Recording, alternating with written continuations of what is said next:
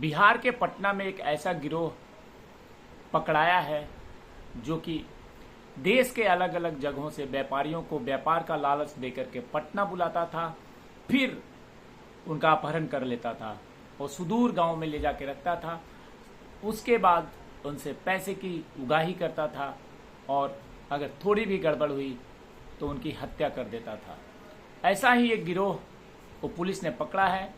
हाल ही में पुणे के एक व्यापारी को, स्क्रैप के व्यापारी हैं, उनको पटना बुलाया जाता है इसी गिरोह के द्वारा और उनको व्यापार का लालच दिया जाता है, लेकिन टारगेट तो ये था कि इनका अपहरण करके इनसे पैसा वसूला जाए। चलिए मैं बताता हूं कि पटना में पुणे के स्क्रैप कारोबारी 55 वर्षीय लक्ष्मण साधु सिंधे की हत्या की कहानी जितनी खौफनाक है उतनी ही सुनियोजित भी। कोई कैसे ऐसा सोच सकता है और कैसे कर सकता है? एक ऐसे गिरोह ने इस वारदात को अंजाम दिया है जो पिछले 3 महीने में देश भर के व्यापारियों को फर्जी डील के बहाने पटना बुलाकर अगवा कर लेता है। अब तक 7 व्यापारियों से कुल 1 करोड़ 60 लाख रुपए की फिरौती वसूली जा चुकी है और लक्ष्मण सिंधे के मामले में पुलिस ने जब एक्शन लिया तो इस गिरोह का पर्दाफाश हुआ। 11 अप्रैल को लक्ष्मण साधु सिंधे पुणे के स्क्रैप कारोबारी पटना आए थे। उन्हें पटना एयरपोर्ट से ही अगवा कर लिया जाता है।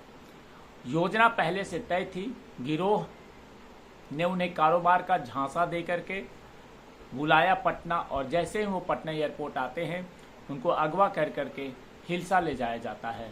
वहाँ उन्हें मारपीट करके बंधक बना दिया जाता है और गैंग के सदस्य कई हैं जिनमें मुन्ना, कपिल, कुंदन, ये सब लोगों ने उनका एटीएम कार्ड छीना और पटना के दीदारगंज इलाके के एटीएम से 2 बार में 40,000 रुपये निकाले।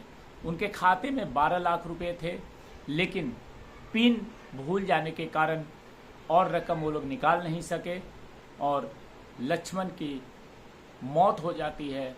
जब व्यापारी को मारा पीटा जाता है इन अपहर्ताओं द्वारा तो लक्ष्मण की मौत हो जाती है। पुलिस जांच में सामने आया है कि यह गिरोह इससे पहले कई कारोबारियों को पटना बुलाता है अच्छे डील के लिए और बिल्कुल ही प्रोफेशनल तरीके से ईमेल करके, फ़ोन करके और लगभग डील पक्की होने पे उन कारोबारियों को कहा जाता है कि आप पटना चले आइए और यहाँ पे डील साइन कर लीजिए, आपका काम हो गया है। और जैसे ही वो व्यापारी आते हैं उनका अपहरण कर लिया जाता है। यह गिरोह इससे पहले गुजरात, झारखंड, महाराष्ट्र और कर्नाटक के 7 कारोबारियों को इसी तरह ठग चुका है। पहले व्यापार का लालच दिया जाता है, फिर उन्हें पटना बुलाकर किडनैप किया जाता है, फिर मोटी फिरौती वसूली जाती है और इसी रकम से गिरोह ने कई फ़ोन, बुलेट और कई चीज़ें, स्कॉर्पियो वगैरह खरीदी थी। पुलिस और एसटीएफ की टीम ने अब तक इस मामले में 8 लोगों को गिरफ्तार किया है और एक बहुत ही भयावह तरीके से इस घटना को अंजाम दिया जा रहा है जिसका पुलिस ने पर्दाफाश किया है। तो बिल्कुल ही सतर्क रहें। कोई भी ऐसी डील किसी भी लालच में पड़ करके तुरंत ही प्लान न बनाएं। पहले जांच लें, परख लें, उसके बाद ही आप आगे की कोई योजना बनाएं।